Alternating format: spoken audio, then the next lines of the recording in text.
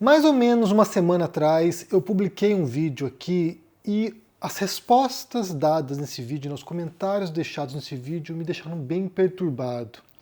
Eu quero explicar por quê aqui, porque me deu meio que uma sensação de vergonha alheia, na verdade, assim, lendo os comentários. Sinceramente, eu espero que boa parte das pessoas que comentaram naquele vídeo não sejam espectadores recorrentes aqui, porque simplesmente não é possível, não, sabe, eu pressuponho que quem acompanha o canal aqui sabe o teor do que eu faço e sabe assistir o conteúdo antes de comentar, né? Qual foi o vídeo? Foi um vídeo que eu fiz aqui, resposta ao Pirula. O Pirula havia feito uma live na outra semana, falando sobre vários tópicos, né? Foi uma live de quase 4 horas, e aí nessa live ele comenta ali nos pontos que ele pensava que a filosofia não era uma ciência e que ele também achava que boa parte dos postulados filosóficos não haviam sido refutados ao longo da história. Então, assim, eram afirmações, pelo fato de algumas dessas afirmações não serem empíricas, não se basearem no mundo real, elas não eram refutáveis.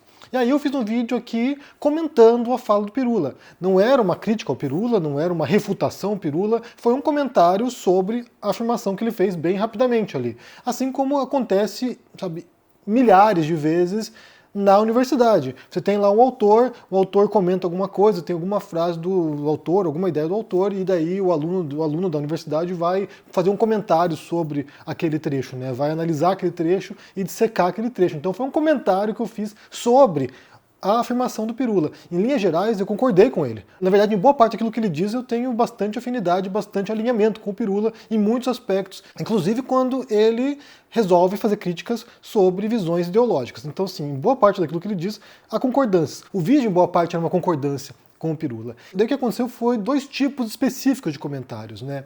Um deles de pessoas revoltadas porque eu havia tretado com o Pirula.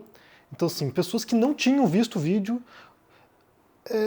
Eu não consigo entender como alguém comenta um vídeo sem ter visto o conteúdo. Então, assim, pessoas que estavam indignadas porque eu estava criando treta com o Pirula. Então, assim, só porque o vídeo se chamava Resposta ao Pirula, ou seja, respondendo aquilo que ele havia dito sobre filosofia e ciência, sobre refutação, só por causa disso já acharam que era uma treta com o Pirula. Então, assim, vejam o conteúdo antes. Se você quer comentar, e se você quer fazer um comentário inteligente sobre o que foi dito, né, assista o conteúdo, leia o livro, veja o que foi dito realmente, não aquilo que você pressupõe que seja. Isso é um erro, né? Um erro metodológico, inclusive. Você pressupor que sabe o que o outro disse é um erro. Então veja o que foi dito. Assista ao conteúdo e depois comente para você comentar de acordo com aquilo que realmente foi, sabe, exposto. Então me deu uma tremenda vergonha alheia, ao ponto de pessoas insultarem o Pirula aqui. E eu não permiti esses comentários. Porque eu não vou permitir que alguém insulte o Pirula aqui, até porque eu nem sequer concordo com esse tipo de ataques pessoais contra desafetos nossos, inclusive. Eu acho que a gente pode ser melhor do que isso. E aí isso me dá uma sensação de frustração, né? Porque são anos aqui a gente comentando sobre posições ideológicas, políticas, falando de argumentação lógica, de raciocínio lógico, de pensamento, de reflexão, e todo o esforço aqui feito ao longo desses últimos anos tem sido nesse sentido de produzir um conteúdo e uma crítica que seja respeitosa com as pessoas, mesmo você discordando diametralmente da pessoa, né? E aí, nesse vídeo sobre o Pirula, eu coloquei ali um trecho do Foucault debatendo com o Chomsky. Para você entender aqui como se dá a natureza do debate, como se tornou tão tóxica a interação entre as pessoas atualmente, que elas nem sequer conseguem compreender que você pode divergir de alguém sem que você odeie essa pessoa, sem que você queira destruir essa pessoa, sem que você queira extirpá-la do debate público. Porque o debate, ele é entendido, né, talvez via de regra pelas pessoas, como confronto entre 2 ideias opostas. E esse é um tipo de debate, né? Um tipo de debate que acontece. Vamos supor que você tem um debate entre um teísta, entre alguém que defende a existência de Deus e um ateu. Nesse caso, realmente são teses opostas, são 2 visões opostas. Um acha que Deus existe, outro acha que Deus não existe, e não há ponto de contato entre essas 2 visões. Esse tipo de debate, ele raramente é produtivo, porque como você pode perceber, não há ponto de conexão. Esses 2 debatedores, eles não partem das referências comuns, eles não partem da mesma visão de mundo, eles não partem de um solo comum de conhecimento que permita com que esses 2, sabe, estabeleçam uma base de conhecimento a partir da qual as teses deles serão elaboradas. Vamos supor que você tem um teísta que seja um cristão fundamentalista. Ele vai usar a Bíblia como referência, a Bíblia é a palavra final sobre o mundo, sobre a realidade, sobre Deus. Ela tem como base seu conhecimento a Bíblia. e uma outra pessoa que adota, sei lá, princípios científicos, sei lá, um ceticismo científico. Ela tem outras referências. Então, quando elas falam sobre o mundo, não há nenhuma conexão. Esse tipo de debate não é produtivo porque não vai haver, possivelmente, nenhuma possibilidade de convencimento da outra parte. Esse debate é para audiência. Eles estão debatendo para convencer você que está assistindo o debate e não para convencer um ao outro. Não é uma troca, não é um diálogo entre essas pessoas. É um confronto para convencer a audiência. Então eu acho que é pouco produtivo esse debate porque ele avança muito pouco o conhecimento. Nenhum dos dois vai recuar, nenhum dos dois vai reconhecer em nenhum momento do debate que pode estar errado, o que é, na verdade, um princípio elementar de qualquer debate, né? É de você pressupor logo de cara também, olha, eu posso estar errado sobre essa questão.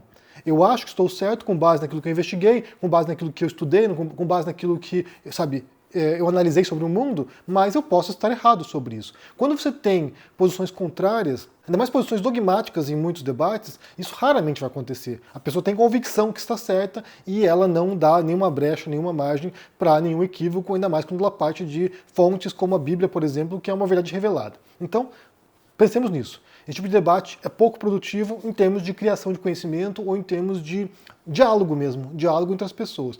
Porém, há outros tipos de debates nos quais as pessoas compartilham do mesmo ideal, ou da mesma fonte comum, ou da mesma base de conhecimento comum. Dois cientistas debatendo sobre uma questão. Vamos pensar aqui na pandemia, né? A pandemia, lá, no momento no qual os cientistas passaram a ser ouvidos de novo, né? Por breve período, você tinha muitos cientistas debatendo essa questão, e aí você pode ter dois cientistas que estão tentando encontrar uma saída para enfrentar a pandemia, para enfrentar o contágio, e eles podem ter visões que partem dos mesmos fundamentos, dos mesmos estudos, embora possam ter divergências pontuais sobre como proceder. Um acha que o ideal é o isolamento, é o distanciamento social, o outro acha que é um outro modo de conter o contágio. E aí você tem como haver um diálogo, embora haja divergências pontuais. Boa parte dos debates produtivos se dão desse modo. São pessoas que partem de um solo comum de conhecimento, de pressupostos comuns e a partir disso, elaboram visões sobre o mundo. Em questões políticas, você pode ter divergências completas entre certos partidos, certos grupos, mas também há divergências pontuais.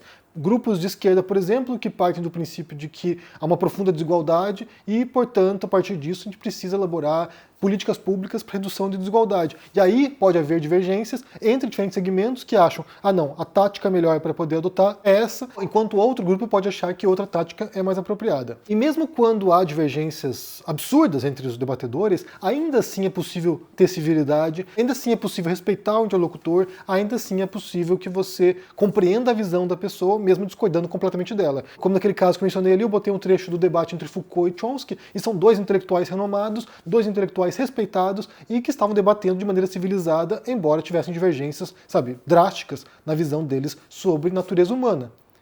É possível fazer isso, ou deveria ser possível fazer isso. Só que eu percebo que com as redes sociais a gente está tão fechado nessas bolhas dogmáticas mesmo, de achar que a gente tem razão sobre qualquer assunto, que a gente não consegue ouvir mais o outro. Então qualquer pessoa que divirja da gente, que tem uma visão diferente da gente, já é vista como um adversário, como um antagonista, como alguém a ser destruído, como alguém a não ser ouvido.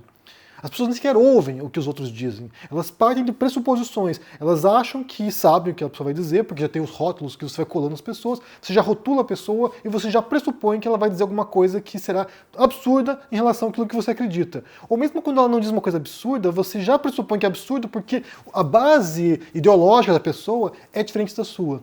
E isso é muito prejudicial, na verdade. Isso é tóxico, isso é contaminar o debate de modo que você não consiga mais sequer ter qualquer tipo de interação saudável com ninguém, a não ser com o seu grupo ali dogmático. Então, me pareceu um pouco isso, né? E a gente está tão habituado a esse tipo de interação tóxica que se você põe ali resposta pirula, as pessoas já pressupõem que é um ataque a outra pessoa, como se não fosse possível dialogar com alguém de maneira respeitosa, divergindo ou concordando com a pessoa em aspectos muito pontuais. Então me pareceu bem isso. Mas só para concluir esse vídeo aqui, como eu falei, acho que o mais importante que a gente pode extrair dessa questão aqui tem a ver com, primeiro, você saber o que foi dito antes de criticar. Acho que isso é importante. Isso é importante em qualquer aspecto, né? Em qualquer, tipo de conversa, qualquer tipo de ideia que você queira refutar, você tem que saber o que foi dito antes. Você tentar comentar sobre um conteúdo que você não sabe sobre o que se trata é um erro tremendo, né? Um erro tremendo e uma injustiça. Dois, mesmo se houvesse discordado do Pirula, também não é motivo para atacá-lo, para insultá-lo, para, ser desrespeitoso. Acho que a gente pode ser melhor. A gente pode se esforçar aqui para tentar ter um tipo de interação com as pessoas que seja saudável, e é o tipo de transformação que eu proponho no mundo, né? Que a gente possa, sabe, lidar melhor com as questões, com as divergências, inclusive, com pensamento diferente, de modo a ser respeitoso com as pessoas e confrontar no campo das ideias e não no campo pessoal. Então é importante que a gente faça isso. A questão é essa aqui. Me diga o que vocês pensam aqui sobre... Se vocês perceberam isso naquele dia, né? Como eu falei, foi bem insólito. Os comentários daquele dia foram bem esquisitos e um pouco frustrante, dada a proposta que a gente tem aqui durante anos, né? De pensar sobre o mundo, de refletir sobre as coisas e, principalmente, de acessar o conteúdo antes de você falar alguma coisa sobre ele, né? Diga o que vocês pensam no comentário, deixe o joinha, se inscreva no canal aqui, ativando o sininho, isso é muito importante para ajudar aqui no engajamento. Se torne um membro ou um apoiador do canal e também confira meu livro sobre debates, Como Vencer um Debate Tendo Razão, o link na descrição desse vídeo aqui, que fala sobre isso, né? Quão importante é que a gente se fie no conhecimento de fato, e não na opinião, e não em preconceitos, e não em erros cognitivos, né, vieses cognitivos que nos levam a nos equivocarmos sobre nossa percepção da realidade. Bem, se cuide por aí e até mais. Tchau! O encontro que acertou todas as previsões que fez em relação ao mercado financeiro em 2023, o Mapa da Mina, e ajudou dezenas de milhares de pessoas a investir com menos risco e mais segurança, vai acontecer de novo dia 28 de janeiro de 2024. Para você participar, é super simples, é só clicar no link aqui em cima ou aqui embaixo e gratuitamente e rapidamente se inscrever. Se inscreve para entender o que está acontecendo no Brasil e do mundo, para poder investir melhor e para poder também ter uma visão mais crítica do que está acontecendo com o mundo. Te espero lá.